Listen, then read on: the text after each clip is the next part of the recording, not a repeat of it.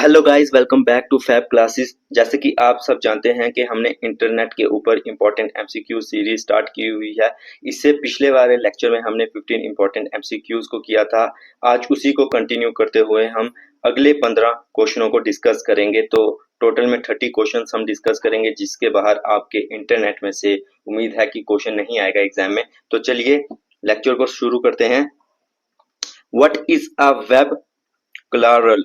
तो web crawler किसे कहते हैं? A type of web browser and important component of a search engine, the first ever search engine, a software for creating website.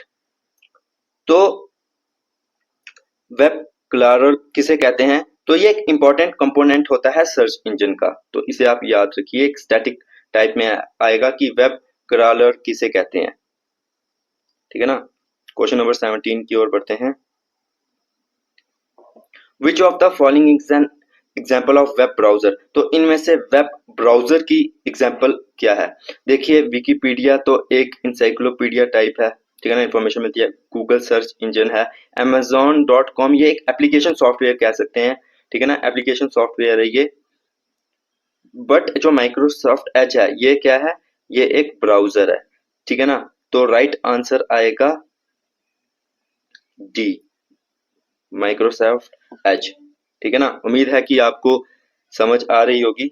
Question number 18 की ओर बढ़ते हैं। अब ये www URL डोमेनियंस में से कुछ मैंने क्वेश्चन लिए हैं, अब हम उनको डिस्कस करते हैं। तो क्वेश्चन नंबर 18 की ओर बढ़ते हैं। What does www stand for? बिल्कुल बेसिक क्वेश्चन है ये कि www की फुल फॉर्म क्या है। लेकिन आपको मैं बता दूं कि अगर हम सही तरीके ना पढ़ें और जल्द जल्द में हम कभी इसको भी गलत मार्क कर लेते हैं, ठीक है ना। तो सिंपली www होता है world wide web. Right answer A आएगा, ठीक है ना। तो क्वेश्चनों को बड़ी ध्यान से पढ़ना होता है। ओके, 19 क्वेश्चन है। अ यूआरएल इज? तो सिंपली यूआरएल क्या होता है और यूआरएल की फुल फॉर्म क्या होती है? Uniform resource locator. तो ये हाइपरटेक्स्ट ट्रांसफर प्रोटोकॉल होता है, यूनिफॉर्म रिसोर्स लोकेटर। अच्छा, फुल फॉर्म ही दी हुई थी तो उन्हें आंसर पड़े ही नहीं। तो सिंपली यूआरएल होता है यूनिफॉर्म रिसोर्स लोकेटर, ठीक है ना। तो राइट आंसर बी आएगा, ठीक है ना। क्वेश्चन नंबर 20 की ओर पढ़ते हैं। A dash com domain typically stands for? देखिए, टाइपिकली कॉम जो है हम किसके लिए यूज करते हैं, ठीक है ना। तो सिंपली हम कॉम का मतलब होता है कमर्शियल, ठीक है ना। जैसे इसका राइट आंसर है, जैसे ईडीयू एजुकेशन के लिए होगा, ठीक है ना, जीओवी गवर्नमेंट के लिए होगा, वैसे ही सीओएम कॉम किसके लिए होगा? कमर्शियल के लिए होगा, ठीक है ना। तो उम्मीद है कि आपको याद रहा होगा। A dash O R G domain typically stand for? जैसे ही कॉम कमर्शियल के लिए होता है, वैसे ही ओ आर जी किसके लिए होता है? तो simply O R G organisation के लिए होता है।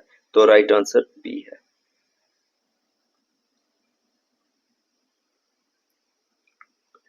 The first web browser from India was? तो इंडिया में से पहला वेब ब्राउजर कौन सा था?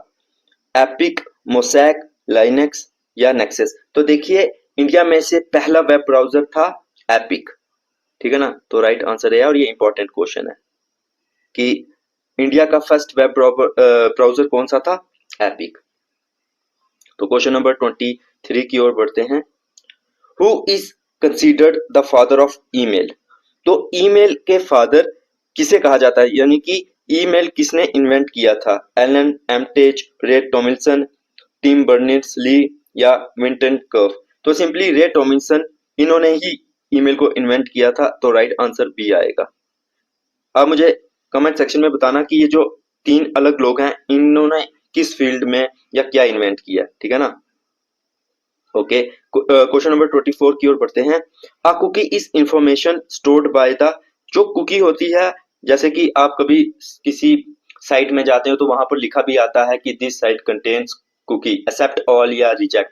तो मतलब ठीक है ना। तो सिंपली कुकी जो इंफॉर्मेशन होती है वो कौन स्टोर करता है? Web server on the client, web client on the server, web browser on the server, web server on the web browser. Simply देखिए, जो वेब सर्वर होता है ना, वो स्टोर करता है ये इंफॉर्मेशन, ताकि उसी प्रेफरेंस के हिसाब से वो उसको ऐड दिखा सके या अलग अलग रिसर्च दिखा सके, ठीक है ना। What is a search engine? Search engine क्या होता है? A software that displays information, a website that allows you to search for a desired address or information, a software used to exchange information, a network of network. देखिए simply search engine होता है a website that allows you to search for a desired address or information, ठीक है ना, जैसे Google www.google.com, ये क्या है? ये सर्च इंजन है और सिंपली एक वेबसाइट भी है, ठीक है ना। तो क्वेश्चन नंबर 26 की ओर बढ़ते हैं। Which of this is a part of web page address? तो वेब पेज एड्रेस का इनमें से कौन सा पार्ट है? Domain name, web browser, web server, cookie. Simply web page का जो इनमें से पार्ट है वो है डोमेन नेम, ठीक है ना। अब डोमेन नेम क्या होता है? जैसे कि आगे इसके रिलेटेड क्वेश्चन होगा, तो अगर मैं अभी बता दूं तो शायद फिर वो कवर नहीं हो पाएगा। तो क्वेश्चन नंबर 27 की ओर बढ़ते हैं। The epic graphical web browser was, ठीक है ना, अच्छा sorry, the first graphical web browser was, तो सबसे पहला ग्राफिकल वेब ब्राउजर कौन सा था? Epic, Mosaic, Linux, Google Chrome. तो सबसे पहला ग्राफिकल वेब ब्राउजर था मोसैक, ठीक है ना। देखिए जब स्टार्टिंग में जब नया नया इंटरनेट चला था ना, तो तब वेब ब्राउजर कैसे होते थे? वो सिंपली होते थे, मतलब उधर लिखना पड़ता था कि कोई भी चीज करनी है तो आपको लिखना पड़ता था, जैसे कमांड ओपन, कमांड ये वगैरह वगैरह। लेकिन ग्राफिकल वो नहीं थे, ठीक है ना, वो कमांड लाइन थे। तो ग्राफिकल पहला वेब ब्राउजर कौन सा था? तो वो मोसैक था। तो ये याद रखना, ये क्वेश्चन आ सकता है कि फर्स्ट ग्राफिकल वेब ब्राउजर कौन सा था? तो वो मोसैक था। क्वेश्चन नंबर 28 की ओर बढ़ते हैं। The first web browser was named, अच्छा सबसे पहला वेब ब्राउजर कौन सा था? अब ये बात आ रही है सबसे पहला वेब ब्राउजर कौन सा था, ठीक है ना। मोसैक, नेक्सस, इंटरनेट एक्सप्लोरर या फायरफॉक्स। देखिए मोसैक जो था वो पहला ग्राफिकल था, लेकिन जनरली अगर हम बात करें तो पहला कौन सा तो नेक्सस था, ठीक है ना, फर्स्ट यही था, ठीक है ना। तो इस हिसाब से आंसर आ जाएगा B, Nexus was the first web browser, ठीक है ना, सबसे पहला वेब ब्राउजर कौन सा था? नेक्सस। क्वेश्चन नंबर 29 की ओर बढ़ते हैं। ARPANET was originated for the use of, देखिए जब सबसे पहले ARPANET बना था 1969 में, तो वो किसके लिए यूज, मतलब किसके लिए बना था? उसका ओरिजिनेट जो है मेनली किस पर्पस के लिए हुआ था? कमर्शियल बिजनेस के लिए, एजुकेशन के लिए, डिफेंस फोर्स ऑफ अमेरिका या नॉन प्रॉफिट ऑर्गेनाइजेशन। देखिए सबसे पहले वो बना था डिफेंस फोर्स ऑफ अमेरिका के लिए, ठीक है ना, और कुछ इंपॉर्टेंट यूनिवर्सिटीज के लिए। तो आपको ये याद रखना है। क्वेश्चन नंबर 30 की ओर बढ़ते हैं। Which of these organizations is not mentioned in the notes as an internet standard organization? Simply आप में ये कैसे मतलब इस क्वेश्चन का मतलब ये है कि इंटरनेट स्टैंडर्ड ऑर्गेनाइजेशन में से कौन सा पार्ट नहीं है, इनमें से कौन सी चीज है वो इंटरनेट स्टैंडर्ड ऑर्गेनाइजेशन में से नहीं है?